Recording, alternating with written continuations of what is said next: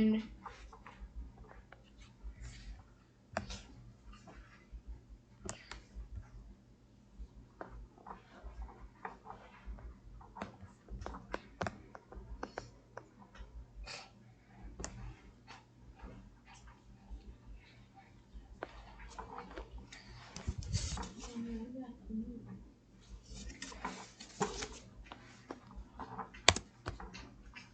hello, my friends. Happy Tuesday. Hope you guys are doing well. Moving on to our second week after spring break of our e-learning. And today is Tuesday, April 7th, 2020. And for today, we are going to be doing our Reading Street, My Buddy Skills reading book. Remember our buddy skills with our animal on the front. But before we hop into our My Buddy skills, we're going to watch a video teaching us about sentences. Now, in class, we were learning that not all words, when they're put together, make a complete sentence. You learn that a sentence has got to make sense to the person that you are communicating to, or it has to make sense to you, who's ever communicating that sentence. And you learned with a little hand what your sentences are supposed to include if they're complete sentences. Does anybody remember any of those, what a sentence should include? I'm going to write them down here on my board. Do you guys remember?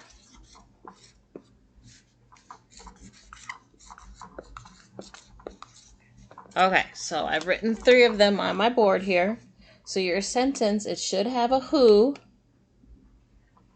It should also have a what. And it may even have a where. Like if I said the sentence, Lucas went. So I have my who and I have my what, Lucas went. But did I give you a where? No, I didn't give you a where, so that is not a complete sentence. But if I said Lucas went to the store, then that is a complete sentence. That's a complete idea that you can make sense of in your little brain. I gave you a who, I gave you a what, and I gave you a where. Now, what if I said my house? Does that sound like it makes sense? No, I did give you a where, but did I give you any other information in that sentence? No, I didn't. I didn't say, what about my house? I didn't say if something was going on in my house. I just said, my house. But if I said, I'm having a party at my house, does that make sense? Yes, it does. It tells you where, and it tells you what, and it even gives you a who, me. I am the who. I'm having a what? A party. Where? At my house. So remember, whenever we're making sentences, in order for it to be a complete sentence, it has to make sense and it has to have all of the parts in the sentence to make sense. So right now, I'm going to play this Grammar Jammer video about sentences. So let me open that up. Let's see what this little turtle has to say about sentences.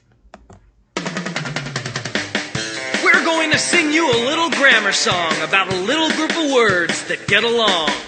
A sentence is a group of words. Group of words. And the group of words tells a complete idea. A sentence always starts with a capital letter. An uppercase letter. And it comes to an end with a punctuation mark. Now a sentence can be a statement or a question. Statement or question. And we know which one it is from how it ends. A period signals the end of a statement. End of the statement. And a question always ends with a question mark.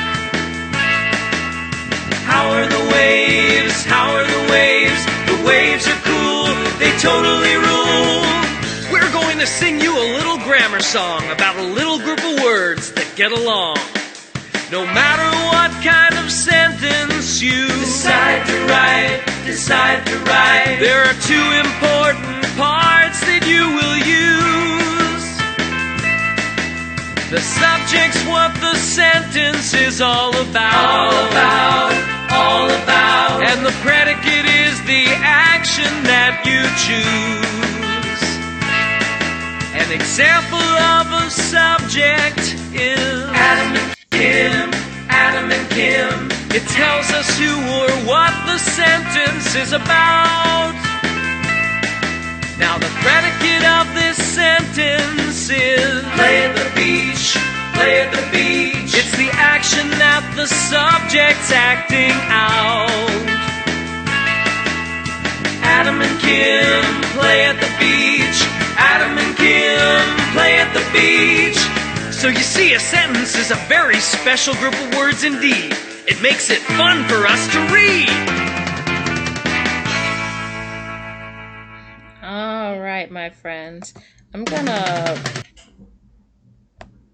go to a different part of this video. This sentence right here.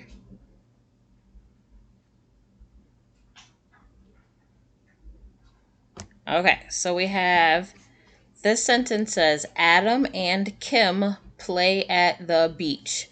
Who remembers the sentence rules that we learned in school? Do you remember any of those sentence rules we learned in school? Yell them out, whichever ones you remember.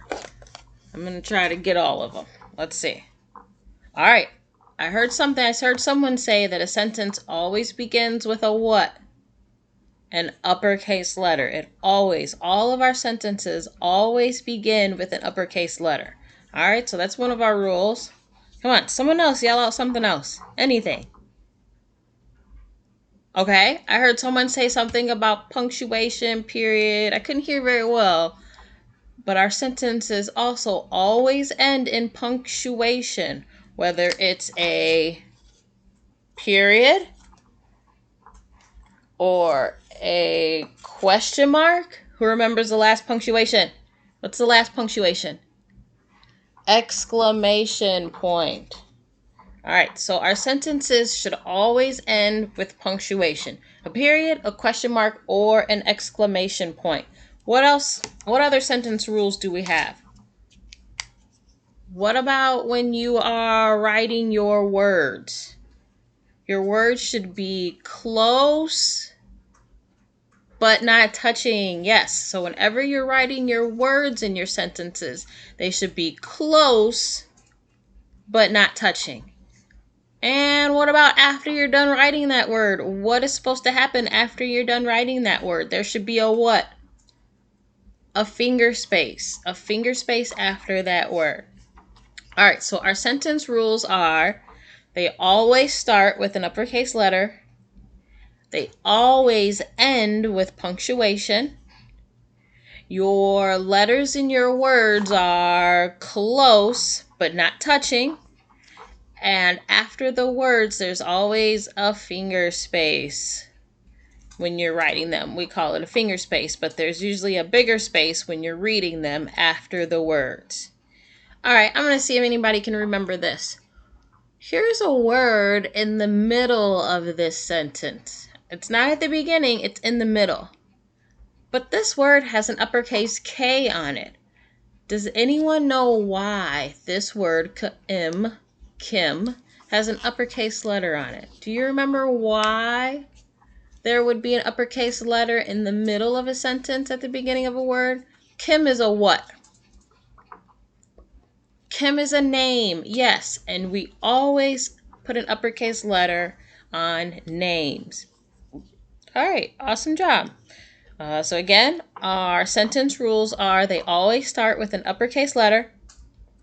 They always end in a punctuation, either a sentence, a question mark, or an exclamation point. The letters in the words are close, but not touching.